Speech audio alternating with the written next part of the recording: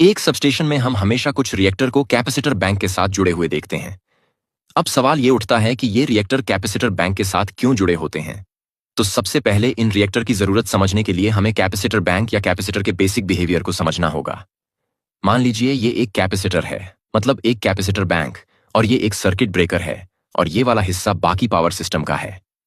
अब जब हम इस सर्किट ब्रेकर को ऑन करते हैं तो वोल्टेज पावर सिस्टम कैपेसिटर के अक्रॉस वोल्टेज देगा, लेकिन शुरू में कैपेसिटर अनचार्ज्ड होगा। तो कैपेसिटर सिस्टम से क्यू चार्ज लेगा, मतलब कैपेसिटर को चार्ज होने के लिए क्यू चार्ज चाहिए होगा, और मान लो सी कैपेसिटर की कैपेसिटेंस है।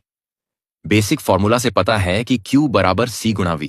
अब अगर हम इस इक्वेशन के दोनों तरफ डिफरेंशिएट करें तो मिलेगा dQ बटे dt बराबर C गुणा dV बटे dt।